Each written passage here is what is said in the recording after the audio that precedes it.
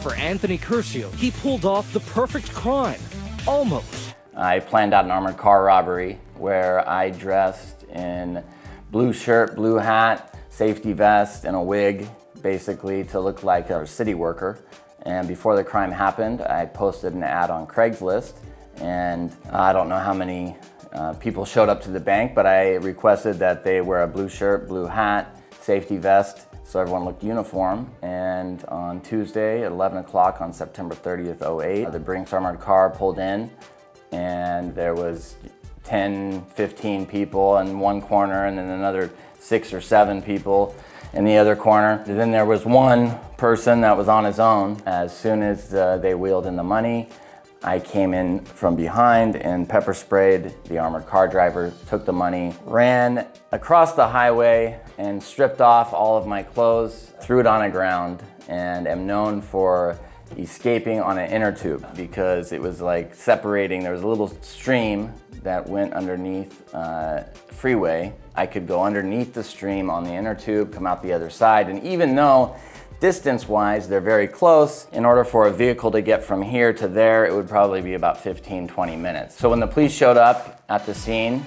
here there was 16, 17 of these people, all dressed in blue shirt, blue hat, safety vest, and matching the description. The purpose of that was just to create enough confusion, just to buy me a little bit of time. So I did actually get away. I was actually caught before the crime even happened, about a week prior to the crime. I wanted to know how long it would take me to get from the bank down to the river on the inner tube across to the other side of this freeway. During that time run, it was a hot day for Seattle, so I took off the blue shirt, blue hat, and I was wearing different clothes underneath, and I put these items behind a dumpster by a grocery store. A homeless man, he started saying, "Hey, I know what that is, you know, what's the wig for?" I get my items, I go back to the car, and I drove off, and I sat in the car, and I just remember thinking, geez.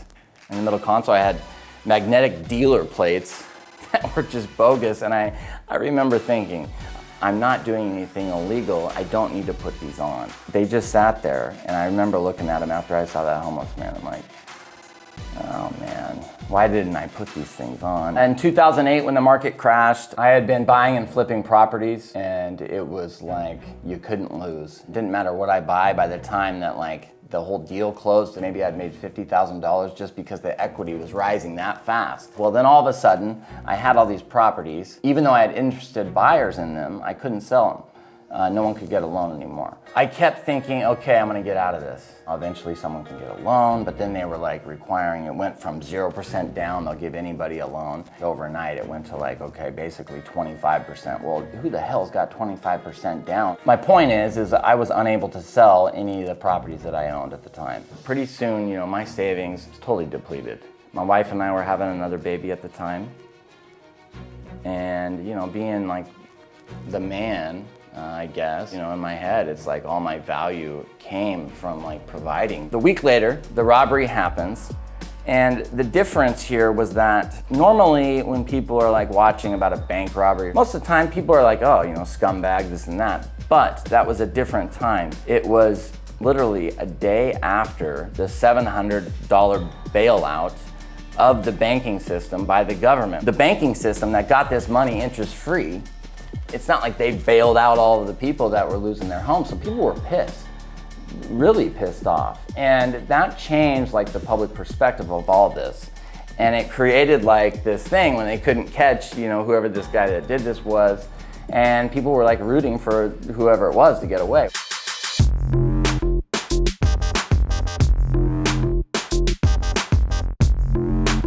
What do you got? The Holy Grail, the Union Depository. And they say it cannot be hit. I gotta make a big take.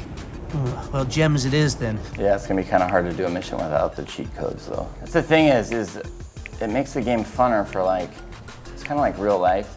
You get the cheat codes and it's like, oh, I can get this faster, I can get that, I have all this money and then it totally like deflates the game like funness though.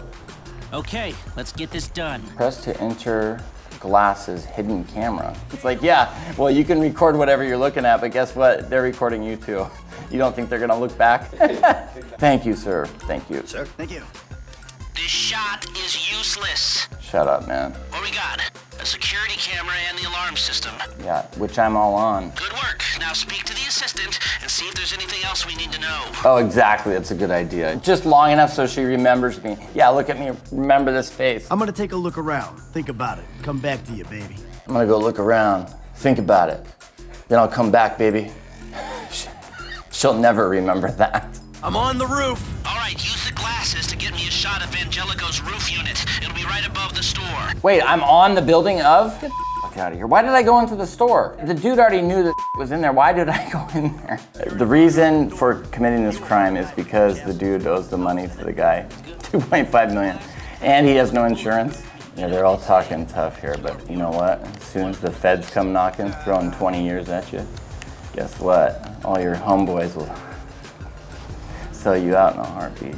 There's two ways I see of doing this. We go in smart, or we go in loud and dumb. Well, you know, the more stuff you got, the more complicated it is. Like in my crime, you know, anytime that you involve too many things, it's a lot of things that could go wrong. And nothing ever goes right. But because I would like to try to do it smart. Select personnel with that in mind. As ever, the better they are, the bigger the cut. It's ridiculous picking somebody you don't know. I mean, to do something that, you know, the chances of one of these guys getting caught, like, is this dude a drunk? Is he gonna go, oh, yeah, they're talking about driving and composure. The stuff they should be asking about is like, you know, how solid has this dude been? Has he ever done time before? Well, because it will increase my odds of getting away, I'll go with Christian Feltz, but that dude is a snitch. Have you ever seen like 5 pesticide people come in? And these guys have never met before. Yeah, this is so unrealistic. All those movies, Ocean's 11, that's a good example. Is, you know, you recruit these guys because this guy was this and that guy. I mean, it's a cool concept, but no, it really would, I don't think it's ever happened that way. It comes down to like loyalty, really, and trust. At the higher levels of, you know, that type of stuff from my experience were actually the people that were like more trustworthy than a lower level person.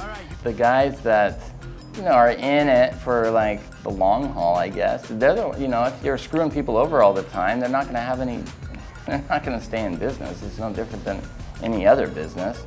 Yeah, you can get a quick lick on somebody, but then, you know, in the long run, you're gonna end up losing money. And the people that are willing to screw people over for nothing are the ones that are gonna stay as like a low level whatever.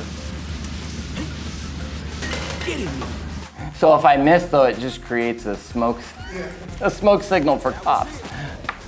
Think about it like this. I mean, I always say that I told them to fix that goddamn AC. Good, yeah, pull out the guns before you go in, man. Let's do this. Hey, we gotta walk. Come on. Oh, 5-0.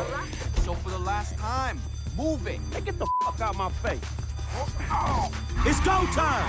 Oh, yeah. Oh, what is it? How much did it say I made? 5 mil? Yeah, that's another thing. It's like anything you try to steal, like an item. So if someone steals a painting or whatever, that's another unrealistic thing. It's say that he owes dude 2.5. What is he gonna sell this for?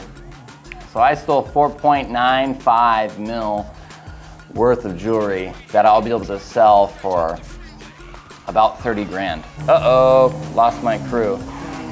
If someone's willing to get into a tunnel, they most likely would have already gotten away. We're all good here. I mean, really, we should just be dropping off all this shit somewhere. And get rid of these frickin' outfits, man. Okay, we're free. They send 50 cop cars, but no choppers.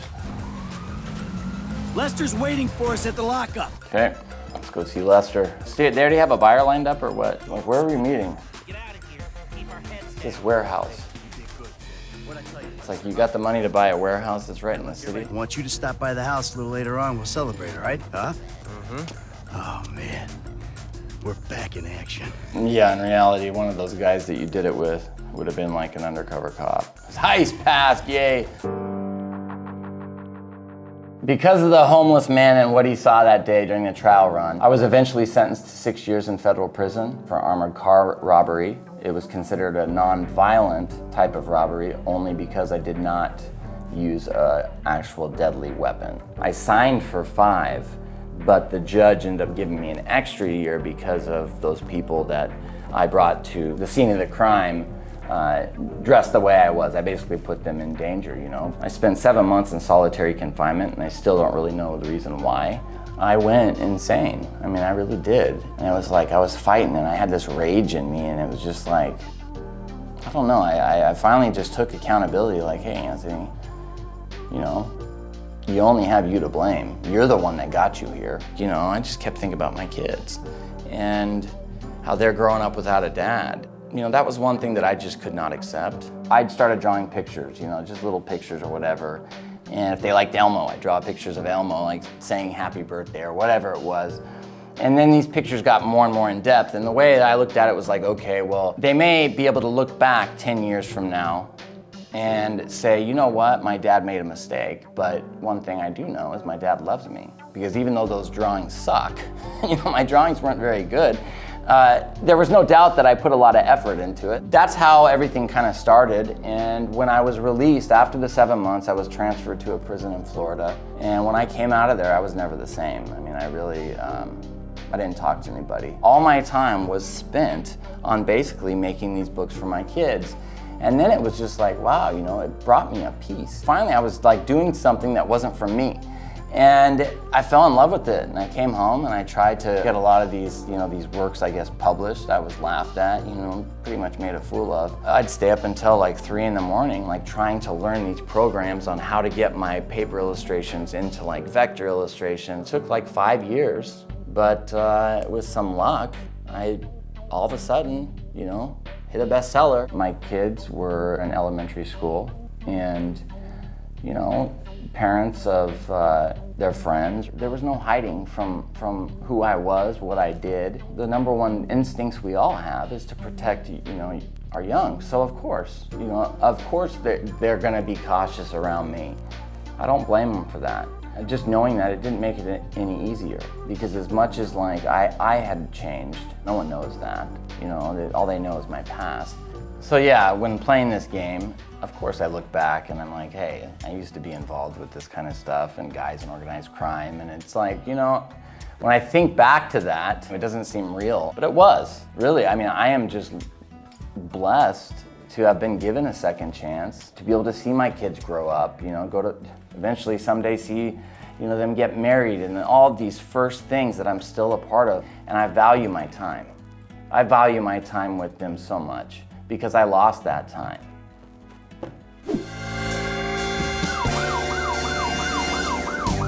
I'm on patrol. Most of the time when we come out, things are already kind of going off. We pretty much just respond to radio calls, help people. Growing up, my dad was also a police officer. Right away, I knew, like, that's what I want to do. So I've actually arrested multiple people for Grand Theft Auto. Pretty common, actually. I've played Grand Theft Auto before. I kind of like say sorry sometimes, like as I'm playing, I'm just like, I'm sorry. Not sure how I'm gonna be able to do any of this, just knowing how the game works. I would think that I have a pretty good basis on what the laws are, so it's probably gonna be really tough.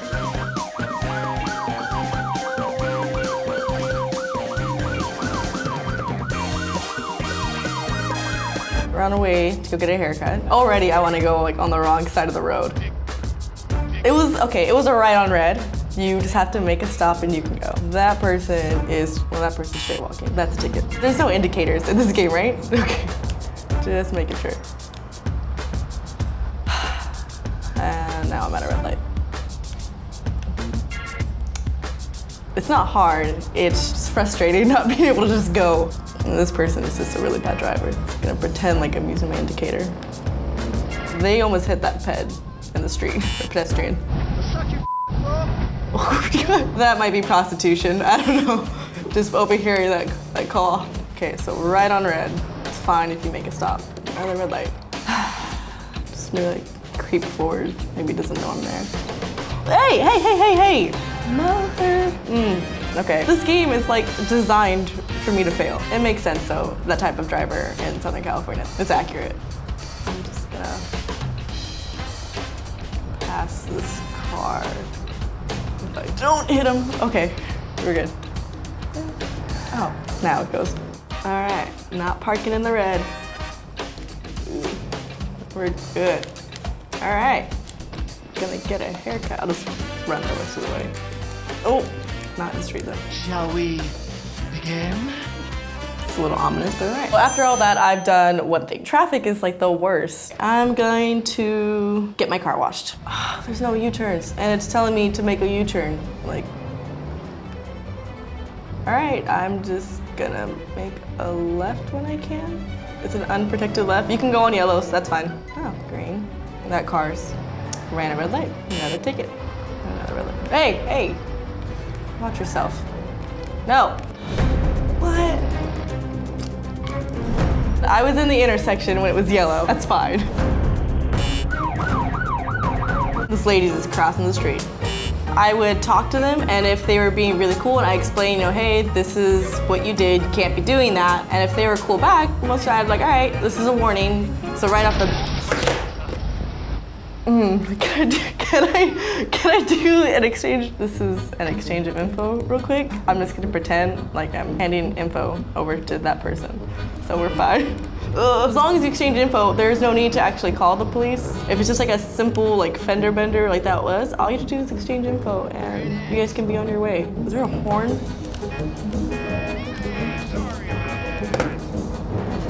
They didn't go. I'm stuck at the light again. Is this because I hit them? Now they feel like going all of a sudden. Oh, they're just awful now at this. They're just going right down the middle the wrong way. At that point, that would be reckless driving. I'm pretty sure the limit line is back like there where I'm at. So that would be in the intersection. All right, gonna get my car washed. 2 things done, not too bad. Okay, so let's go to the fair. Excuse you. Not again. Oh, it is not okay for a car to just like make their own lane. That would be lane straddling. Oh, mother. They created their own lane and then they went around me. An unsafe lane change from their fake lane they made up. I'm so frustrated. I just don't like traffic. You better go. There we go. Oh, no. Okay, I was in the intersection. We're fine. Okay, take it. I wouldn't pull me over. Okay, nothing bothers me more than people who just walk in the middle of the street. If I can't drive on the sidewalk, you can't walk in the street. You want a date, sugar? You're handsome. Funny enough, pretty much a ticket. You would think. I'm like, no, that'd be something more, but nope. Look at that. All right, that's a hit and run. That person's gone. Green light, we're good. All right, this car just wants to run their red light. All right, well, I missed that light, so I guess I'm just gonna back it up. If you are a little bit in the crosswalk, you are perfectly fine reversing. If you were in the intersection, just go. We don't care. Whoa. Oh, and he's okay to cross. The pedestrian was on the right. The unsafe left turn for a pedestrian and the crosswalk is gonna go park. This is so weird. This is very different than like how I've ever played this game. Well, I finally arranged a 3-way between Fred from my overeaters group and Phil from my sex addicts group. All right, you go. I mean, that's not illegal. $15. I'm not having fun. It's supposed to have fun at the pier, but it was a really big headache just to get over here. And I'm alone, so that's kind of sad too. Got this fresh new haircut, no one to see it. $15 for one roller coaster ride. It's a children's roller coaster. That's the fun I just had. I'm gonna go see a movie. Oh, this works like a regular parking lot. I don't think there's a ticket for going the wrong way in the parking lot. I think I would just yell at you for going the wrong way in the parking lot. That was close. We're good. That's a very tiny stop sign. I need more cash to pick up a prostitute. I've had a long day in traffic. I just want to go see a movie. All right, this guy just gets to walk whenever he wants. That hand is clearly up. Oh, there's parking? Yeah.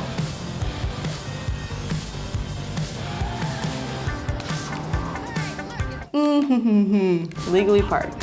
I'm gonna go see a movie. The movie theater is closed. 10 a.m. to 12 p.m. I'm about 4 hours early. I did all that and I don't get to go see a movie. I'm just gonna walk around the streets and I'm sure nothing bad will happen. And he has an open alcohol container. Even if you have it in a paper bag, we know what it is. Oh look! They're in pursuit. That looked like a regular driver or something, or it could be a stolen car. Bumping into people is not illegal. These are good guys following the law. They're waiting for the okay to cross. Oh, street vendors, I mean, technically, if they don't have a permit, it's illegal. I'm gonna assume they have permits. That's uncalled for. But hurting people's feelings is also not illegal, so it's fine. But you would think that people would not call for something like that though, but that happens. All right, whatever, it's probably time. There we go. That took a lot. It was a lot harder than I thought it was gonna be. Overall, I think I did fine. It's really hard.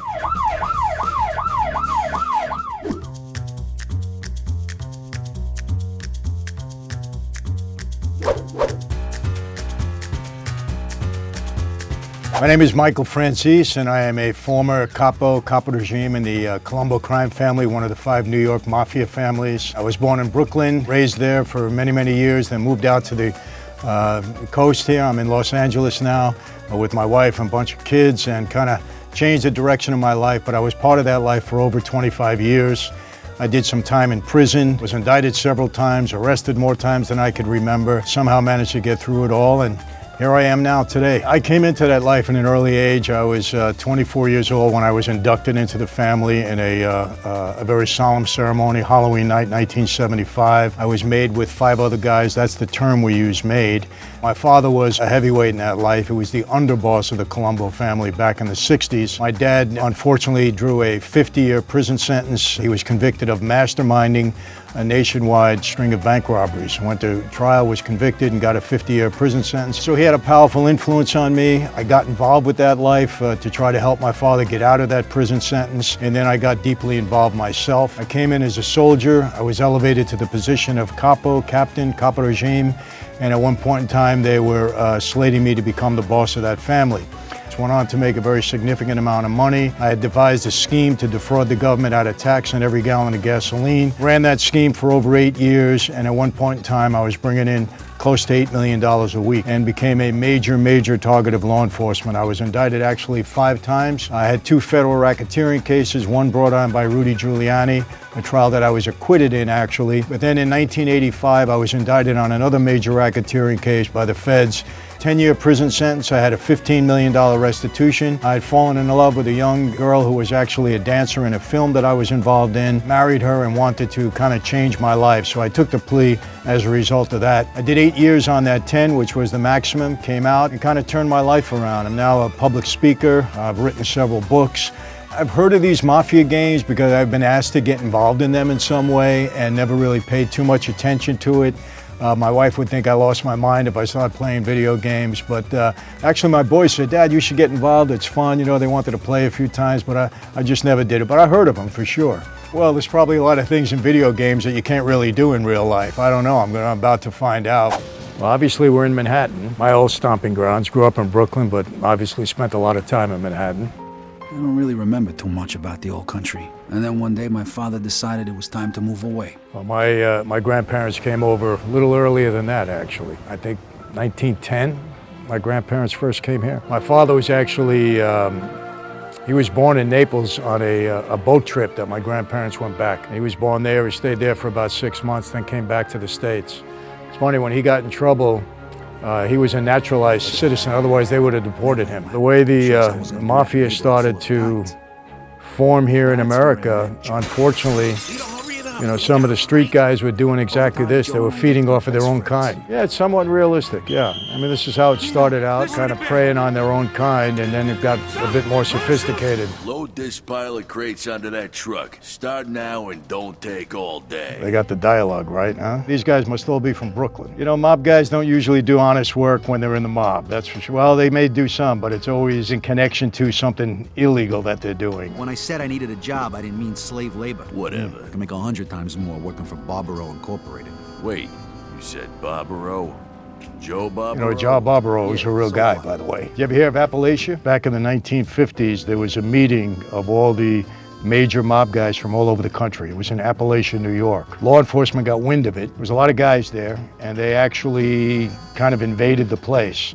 Everybody ran away. They locked up a whole bunch of guys. It was the last time that a major meeting of mob guys from around the country ever happened as a result of that. So you won't mind if I give Joe a call, right? So would he be calling a guy on the phone to ask about that? I don't know. I doubt it. We didn't use phone calls for situations like that.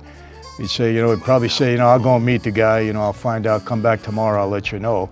And you better be telling the truth, because if you're not, you're gonna be in trouble. You didn't want to use somebody's name back in the day. That would get you in trouble.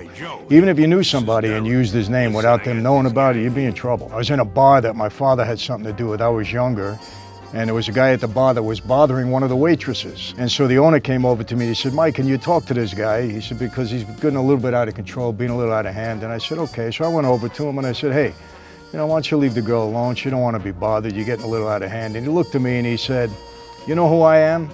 The worst line you could ever say to somebody in that life. And I said, no, tell me who you are. He says, you know who owns this place? I said, no, tell me who owns it.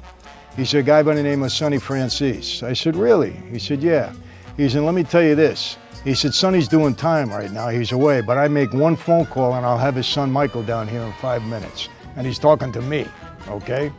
So needless to say, I said, I'll tell you what, come in the back. Since you mentioned such a strong name, I want to talk to you, We took him in the back, and I guarantee you this guy never would mention somebody's name again. That was commonplace in New York. People mention people's names all the time, get him in trouble. So he's a collector. So in other words, it's Shylock money on the street, and he's collecting.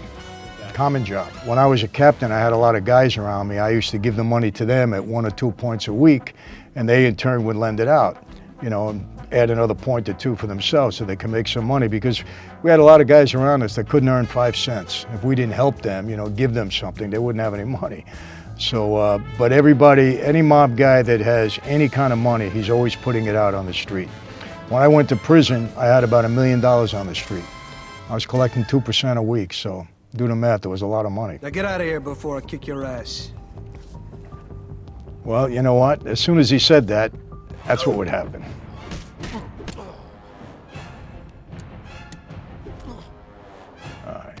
Now, I'll be honest with you, usually there's no fight like that. Normally it's one punch or one kick and he's down, that's it, and the money comes back. When a guy owes money, they're not fighting back, they're gonna pay because they know who they owe it to. And they know that if they don't pay or if they do anything out of turn, they're gonna be in trouble. You gotta remember, in that life, you make a mistake, you pay for it, you could pay for it with your life. I mean, it could be serious, so you don't see fights like that. Hey, pal, Derek needs you to pay the fee for the barber. Yeah. I must have forgot or something. Next time, try to pay on time, okay? Thanks. Yeah, that's how it would go normally. Hey, Derek needs you to pay the fee for the barber. Sure, here it is. I don't want no problems. Don't leave it until the last minute next time. Yeah, this is normal, but why is he collecting money off all of these guys that are just workers? They must be gamblers. Hey, pal. Got to be a gambling debt, because he wouldn't be lending money to guys like that. Now, this is not real. I got to tell you, this is not realistic. You don't see fights like this. See, one thing you got to remember, we didn't fight on the street. If we fought, it was some spontaneous thing that happened in a club or whatever. If somebody got out of hand and they didn't pay, they'd be in a hospital. I mean, they may as well be in a boxing ring. I mean, this is not realistic at all. That's it. Good kick. Saw a lot of that. A lot of this was unrealistic. First of all, these are guys that they're working stiffs. If money was lent to them, I'm sure it wasn't a lot. You lend to what you know you're going to get paid back. When you put money out on the street, guy can keep it forever as long as he pays the interest. That's the whole deal. You don't have to pay the principal back for as long as he keeps it, as long as he doesn't miss an interest payment. You miss a payment, you're in trouble. You'd never see a fight over that. Maybe the mob guy would hit the guy that didn't have the money, but nobody's going to hit back.